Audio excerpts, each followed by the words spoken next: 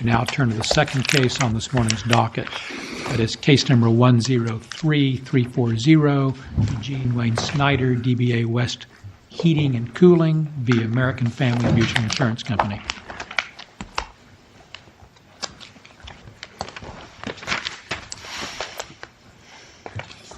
Good morning.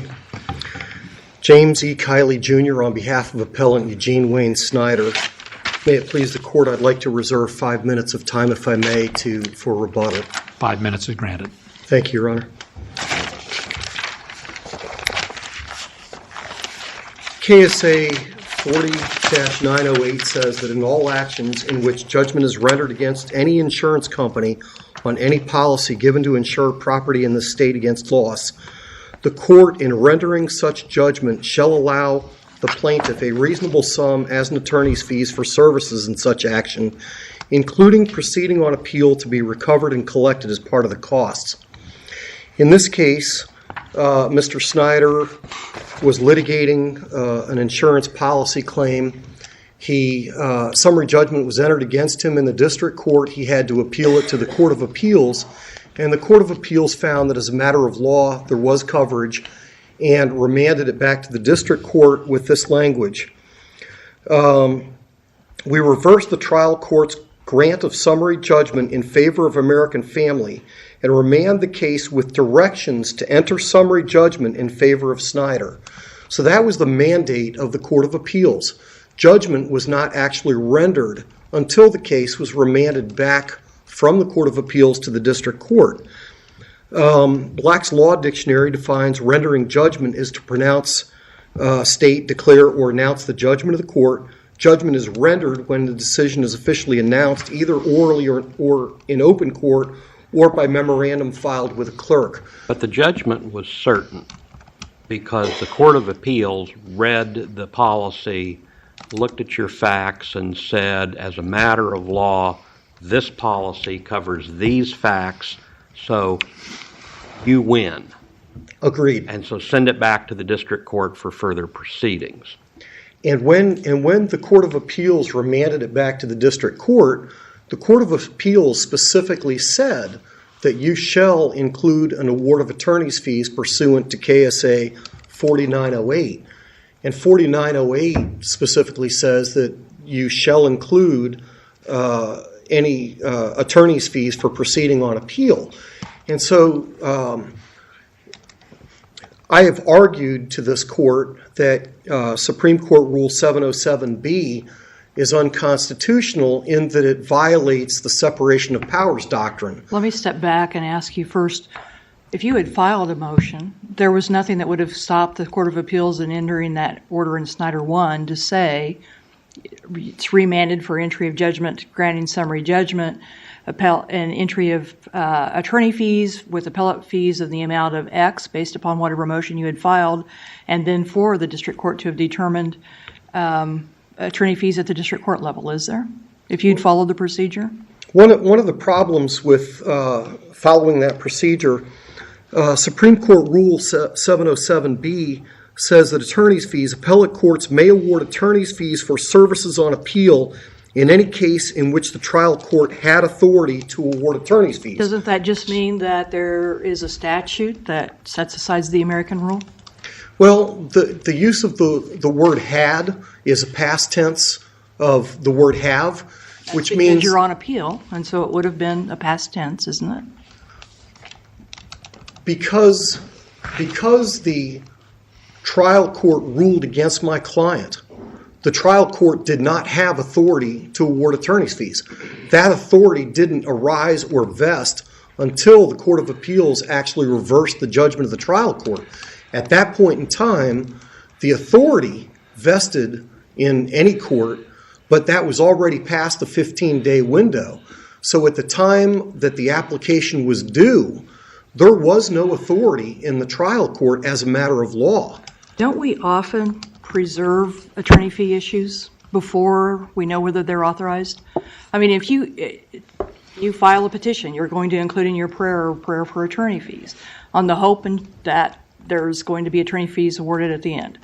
Along the way, you can file a motion requesting attorney fees, not knowing if it's going to be granted or if you're going to be the prevailing party that's entitled to that fees. Isn't that all this sets up? Is that getting that procedure in place so it can be ruled on in a timely fashion? This is an issue of first impression before this court. There is no authority in the state of Kansas that says that you need to apply prematurely on the hope that authority will arise. When you filed your petition in this case, did you have a prayer for attorney's fees? I don't recall whether in the district court there was a prayer for attorney's fees. So at that level, yes, I understood your question. And obviously at that point, the district court didn't have authority to award attorney's fees because correct. Because, action had not the been authority resolved. doesn't arise until there is a judgment rendered. But you did ask for them in advance of the authority. If Yes. your argument is that you didn't ask because the district court didn't have authority, that really doesn't jive with your behavior in district court, does it? Well, if given the Supreme Court's rule 707B, it says that the court may award attorney's fees only in those cases in which the trial court had authority. Well, the authority in the trial court... You only get them in the district court if the district court finds for your client, correct? If the district court had found for my client, and that was the holding in Berkshire. Even though that's an unpublished opinion, I think Berkshire is great. It's good authority for the proposition that until the authority is vested in the district court, there isn't authority in either the district court or the Court of Appeals to award attorney's fees. Once the Court of Appeals remanded the case with directions to enter summary judgment in favor of Snider, that was rendering of the judgment, and at that point in time, the authority vested. So there's a separate point, though. It's my belief that because the legislature enacted KSA 4908, that's statutory authority, and I don't believe that the Supreme Court of Kansas has the authority to invalidate a statute or to affect the statute by promulgating rules that take away rights that are vested by statute. How if we interpret it to say, as I did just a few minutes ago, that use of the word authority simply means that we're looking at a statute that sets aside the American rule? It generally gives the court the authority to look at attorney fees when typically they don't have that. It doesn't mean that all of the conditions precedent have to have been met, just that you're going to be following a procedure to set in place an award of attorney fees if appropriate at the end of the setting. How, under that interpretation, does Rule 707 violate the statute? Well, Rule 707 does not state that in any attorney's fees may be awarded in any case in which the trial court could have had authority. No, because that's not important. I'm really having trouble with that because authority means obviously authorized to do it, and where I'm getting hung up is that we have to start with the realization that typically we don't have authority to enter judgments for attorney fees. We have to have bad faith, a statutory exception, and what the legislature has given is that statutory exception. Well, the legislature has actually said. Can I back up before you start to answer that and let me give one more piece to this question, okay, so that you can answer that too. Our obligation is to interpret everything in a way that is constitutional. And I guess where I'm headed is what I see as a reasonable interpretation that would be constitutional. And that is to simply read the rule as saying that all this is saying is this is one of the exceptions to the American rule. The statute specifically says that in all actions where judgment is rendered, the courts shall award attorney's fees, including attorney's fees on appeal. In this particular case, on the second appeal, the Court of Appeals said, because there was no 707 motion for attorney's fees, we are not going to award attorney's fees. That is absolutely contrary to the statute, regardless of the interpretation.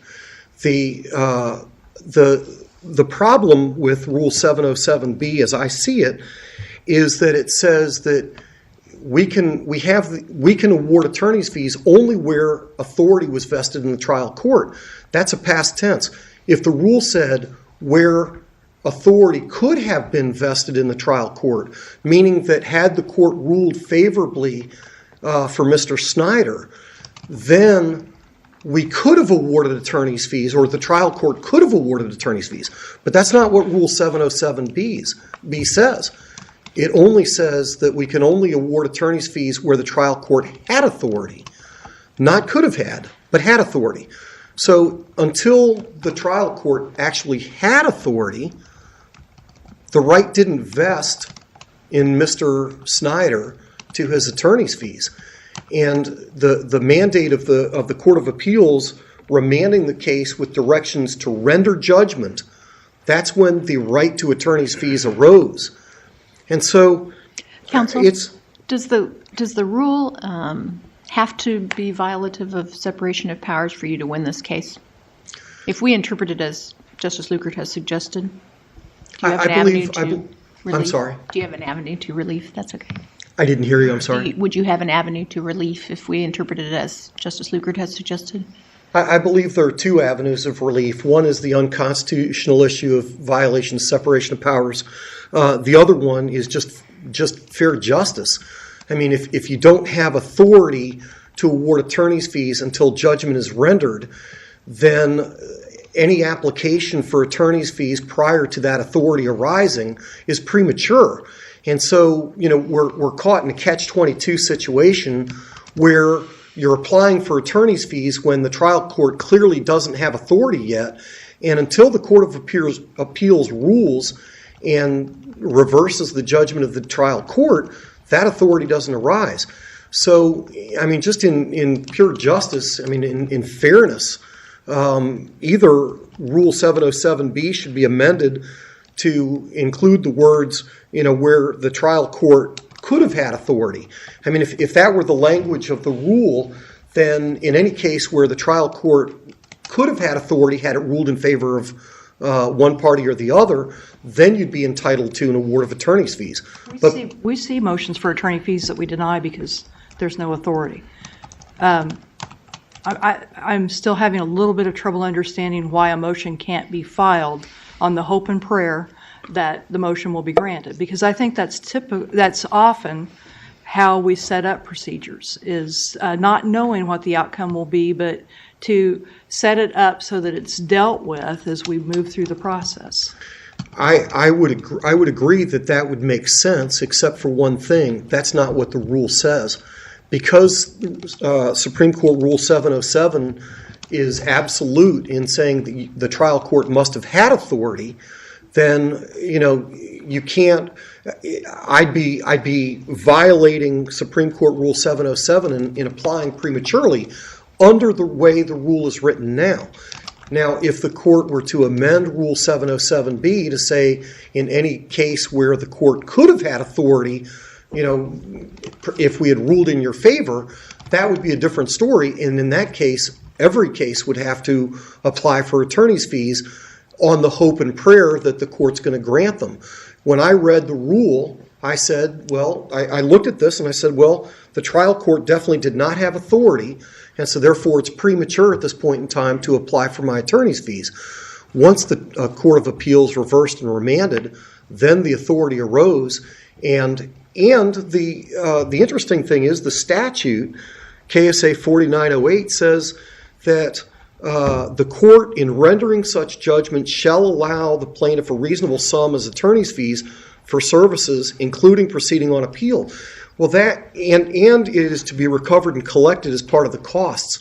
That implies that the district court does have the authority to enter an award even for services rendered on appeal, which I understand is contrary to this court's decision in Evans and a couple of other cases. But the Berkshire case talks about being able to recover attorney's fees after the fact once the authority arises. I believe that the decision in Berkshire is good authority, and I believe that something should be changed, either in Supreme Court Rule 707B, or just to recognize the rights of a party to attorney's fees for services on appeal under the statute. The statute is clear and unambiguous. It can't be altered by rules of the Supreme Court that are contrary to the statute. I understand the purpose of the rules. It's to try and get an orderly progress of how to deal with attorney's fees during the process. But if the rule takes away the right to attorney's fees by imposing obligations that can't be met, you reach a catch-22 situation that's an impossible burden. It's happened in a couple of cases. I also applied for my attorney's fees in the Osterhaus case where, again, there was no authority to award attorney's fees, and my application was denied on the basis that there was no authority. It was one of the bases that there was no authority in the district court, and my application was late. So I'm out of time. I'm going to reserve my 5 minutes. Thank you all. Can I ask a question before you sit down? In your reply brief before the Court of Appeals, did you raise separation of powers as an argument? I believe I did in the second appeal because I was arguing the attorney's fees issues at that time. So I'm fairly certain that I addressed the constitutionality of those issues. I believe it's in my briefs. In fact, in preparing for today, I pulled it out of my briefs, so I'm fairly certain that it was included in there. If no further questions, I'll sit down. Any further questions of counsel? Justice Lugar? No. Thank you, counsel. Thank you. May it please the Court. Matthew Gary on behalf of the Appellee American Family Mutual Insurance Company. Rule 7.07b is merely a timing provision of when a party seeking attorney's fees needs to make that application for attorney's fees if they're seeking attorney's fees on appeal. The authority that's referred to in Rule 7.07b is merely an explanation that the trial court needs authority to set aside the American rule that generally attorney's fees are not awarded unless there's a statutory authority or a contractual authority, and that's what the authority in Rule 7.07b is referring to. In this case, the authority is KSA 4908. In Snider 1, in the first appeal, the appellant argued that KSA 4908 provided attorney's fees in the briefing before the appellate court in Snider 1.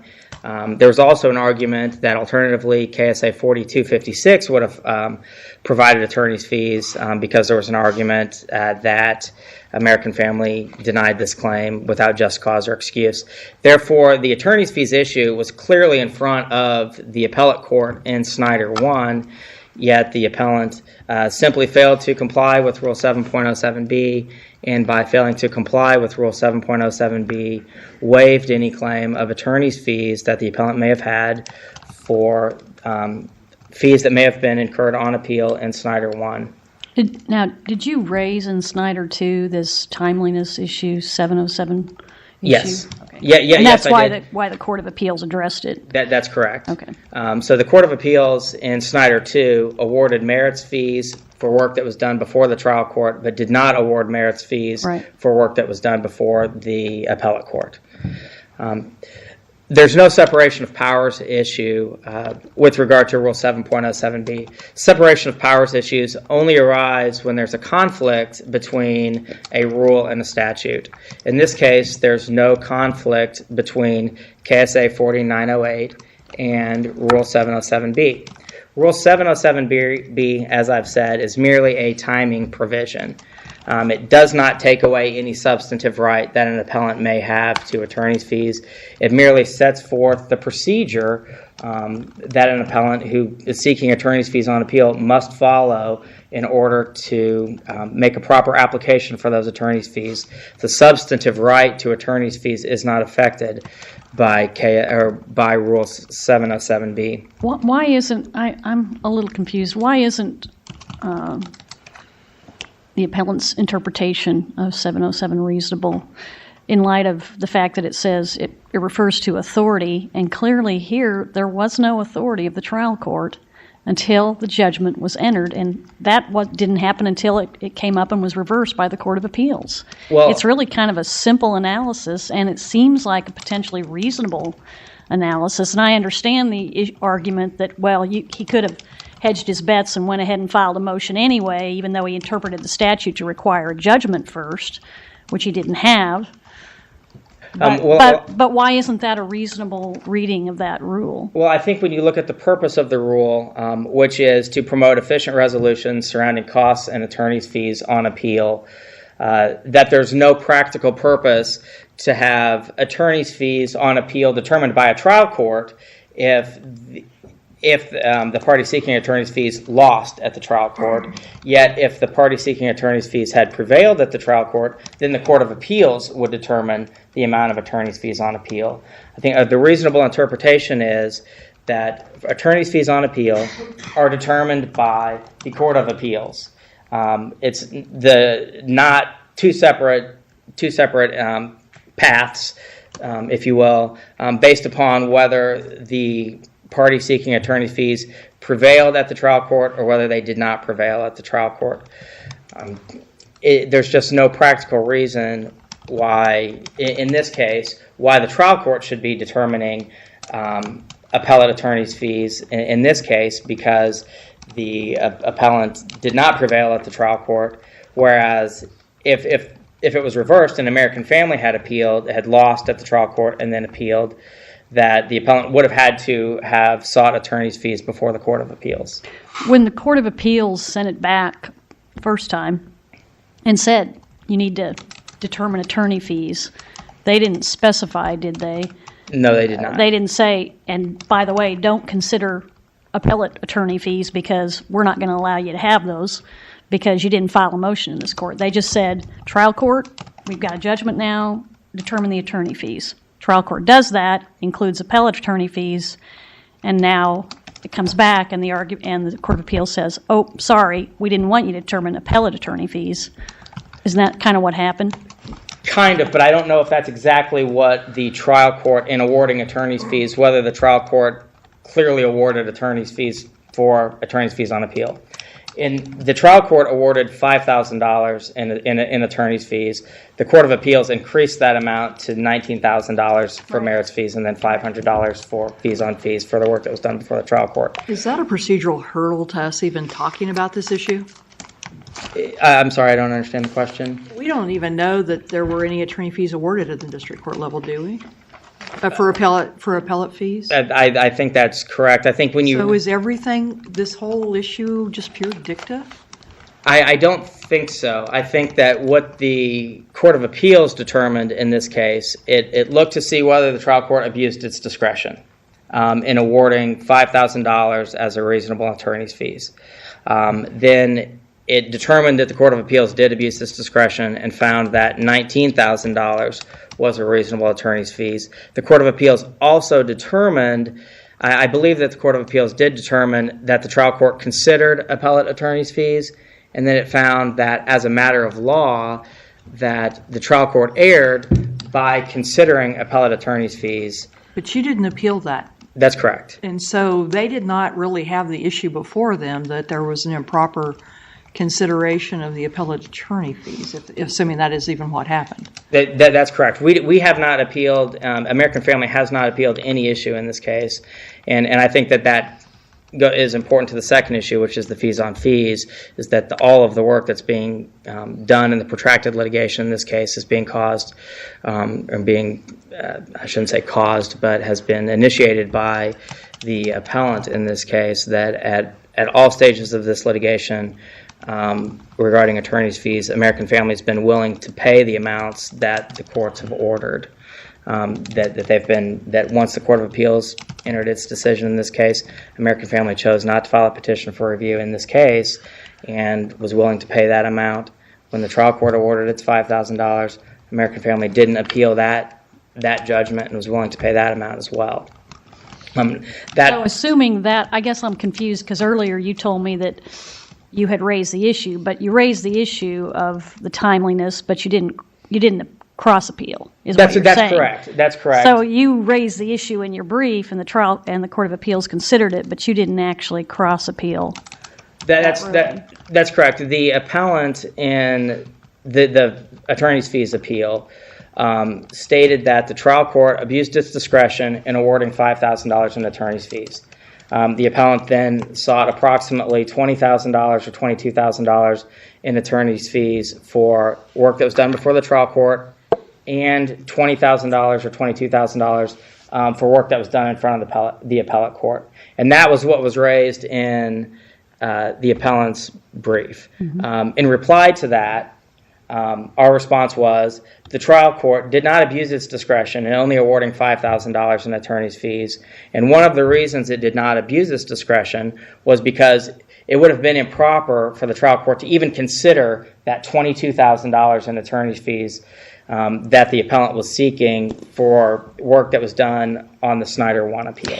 So you didn't really need to cross-petition because you felt that the trial court's award didn't include appellate attorney fees because it couldn't have. Is that correct?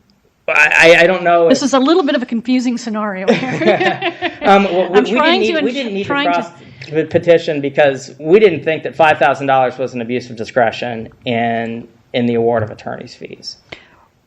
Whether it included appellate fees or not? If it included, you didn't care? For $5,000, I think from a practical standpoint. You had an initial claim of $5,000. You're willing to pay it. That gets appealed. They come back and say, okay, well, we're going to add $5,000 of attorney fees. Your client says, fine. For that amount of money, we're not going to spend $22,000 and go up on appeal. That's practically what happened, isn't it? Yes, that's absolutely correct. That even if there would have been some slight error, that it's not worth it to make this litigation as protracted as it's become for that amount of money. I understand that. I'm just trying to find out if this whole issue was even properly before the Court of Appeals on the second go-round. That's what I'm trying to figure out. I believe that it was because it was raised by the appellant, that the appellant wanted fees for the first appeal, was seeking fees for the first appeal. That was in the motion before the district court. Yes. By my itemization. Yes. The what was sought before the district court was approximately the $20,000 in merits fees for work that was done before the trial court, and approximately $22,000 in merits fees for work that was done before the appellate court. Then that amount was appealed, and that's when the issue regarding whether that second $22,000 could have even been considered by the trial court at all. Can you address your opponent's argument about the past tense, the phrasing of the had authority versus could have had authority, or even has authority, and what impact that has on your argument, if any? I believe that the appellant is parsing words and trying to say that had authority means that the trial court must have rendered judgment in favor of an appellant, or in favor of the plaintiff in this case, before it had authority. I think that the had authority refers to the statutory authority. And the statutory authority in this case is KSA 4908. And I think that that in Rule 707B, had authority is simply trying to make it clear that Rule 7.07B isn't another outlet to set aside the American rule, that a party on appeal can't rely on Rule 7.07B for authority to enter attorney's fees on appeal. Not for substantive authority. That's correct. And just as he was talking about, it could have been made more clear by this court if we added or subtracted some words. What, in your view, would make your position more clear under that rule? I think to make it more clear, it would be that the rule could be altered to say that if there's statutory or contractual authority to award attorney's fees, as opposed to whether the trial court had authority, that if there is authority, and not put whether the trial court had authority, that if there is authority to award attorney's fees, then those attorney's fees must be sought within 15 days after oral argument if you're going to seek attorney's fees on appeal. Thank you. If there's no other questions, I don't have anything else. More questions of counsel? Thank you, counsel. Thank you.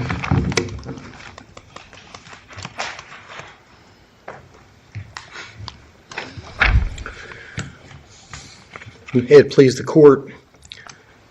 Counsel for American Family would apparently concede that the language of the rule could be made clearer by adding language to include that if there had been authority, or if there could have been authority, or if there might have been authority, then you must apply for your attorney's fees. If that was the rule, then I would have applied for my attorney's fees, not only in this case, but also in the Osterhaus case. But the language of the rule is specific. Our rule of law is based upon language and words and the interpretation of them. That's what law is. It's the interpretation of words and language. And the only proper interpretation of had and authority are those that are governed by, the definitions that have been laid down over the years. Authority in Black's law is defined as the right to exercise powers, to implement and enforce laws, to command, to judge, often synonymous with power, the power to affect the legal relations of other people, and the right to command or to act. The district court, under Rule 707B, never had any authority to enter attorney's fees until the Court of Appeals entered its judgment. So Rule 707B requires an appellant to apply for their attorney's fees when the district court didn't have any authority to enter a judgment for attorney's fees, which puts the cart before the horse. I have to have the authority before I apply, but I can't apply until after I have the authority. And legally, as a legal matter, it's an impossibility. It's a catch-22 impossibility. My interpretation of the rule and the statute is according to the words that were used in each. And I followed the rule of law in not applying for my attorney's fees until such time as the authority was vested in the trial court. That didn't happen until judgment was rendered by the trial court in accordance with the mandate of the Court of Appeals. The issues regarding whether my attorney's fees were properly before the trial court, the Court of Appeals considered that argument, and they said that no objections were raised at the trial court to the entry of my attorney's fees. It's clear that the district court, in accepting the attorney's fees and reviewing them and attaching them to their decision, they considered them, they accepted them into evidence, and they ruled on them. The Court of Appeals determined that American Family's failure to object at the trial court level constituted a waiver of any objections to the admission of those attorney's fees, and that's how it disposed of American Family's argument in that regard. I think that as a matter of law, the statute is binding upon these courts. KSA 4908 doesn't make any exceptions for the right to attorney's fees on appeal. It says that you shall award attorney's fees on appeal, and it doesn't say who can or who must award those attorney's fees. I think that the Court of Appeals opinion in the second appeal, it talks about the authority and the power of trial court judges to review attorney's fees, and it says that they are experts in reviewing attorney's fees. There's nothing in any of the statutes that says that a trial court can't award attorney's fees even on appeal. It's only because of the decisions of this court and other Court of Appeals decisions that have said that no, the determination of attorney's fees for appeals should be decided by the court sitting in the appeal. I have no further Counsel, response. I've got one other thing. In response to your question from Justice Lukert right before you sat down in your primary argument, she asked you about whether you had argued separation of powers before the Court of Appeals, and I don't find it anywhere. I don't find where you've cited even the authority, let alone used the phrase separation of power. Assume with me that I'm right, because I know you don't have the briefs in front of you, then you would agree that if you didn't argue that issue in the Court of Appeals, you can't get review of it in front of the Supreme Court, correct? I may not have used the language separation of powers. I believe that actually does appear in my brief, but assuming that I can't find it, and I've done a word search, and I've looked for the case law authority that's in your petition for review, and it doesn't match your appellate briefs and before the Court of Appeals, and so I'm just not seeing it. But my point is, assume I'm right, what's your vehicle to get that issue in front of this court? I specifically cited to the case of McIntosh v. Sedgwick County, in which I specifically quoted this case, is it a fundamental rule of statutory construction to which all other rules are subordinate that the intent of the legislature governs if that intent can be ascertained. The legislature is presumed to have expressed its intent through the language of the statutory scheme it enacted. When a statute is plain and unambiguous, the appellate courts will not speculate as to the legislative intent behind it and will not read such statute to add something not readily found in it. I did talk about... Counsel, I don't think that has anything to do with the question. The question was, what makes you think that you can raise a new issue on a petition for review? That's the question. That's about statutory interpretation. I understand that. In the case I cited right before that, it talks about the authority of the priority with respect to the application of laws, and this court has said that it starts with the state constitution, then the statute. I don't think anybody here will disagree with you on the hierarchy of law and that the Constitution is supreme. I think that's pretty much a given. But even if that's true, there's still a procedural obstacle for you if you've never raised an issue prior to your petition for review. And that's what Justice Biles is trying to get you to focus on. Do you have some authority for that being permissible, to raise an issue for the first time on a petition for review? I would agree that you can't raise an issue for the first time on appeal when you haven't raised it before. I believe that in my briefing before the Court of Appeals and this court, I specifically addressed the application of the state constitution and then the statutes and then the rules. I mean, that is addressed in my briefing, even if I didn't call it, even if I may not have used the word separation of powers. I thought that I had.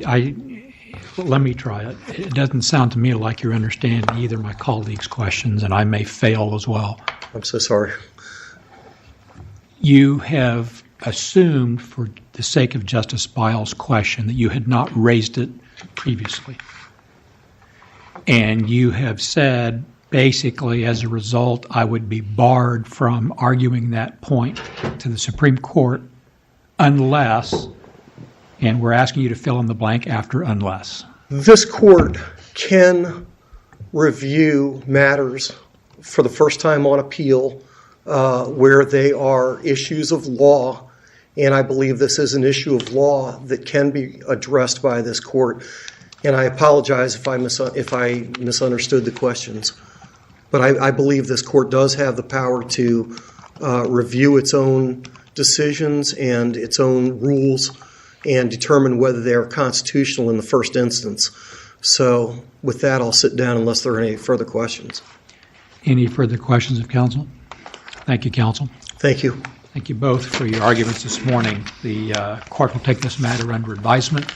This time the court will be in recess for 15 minutes.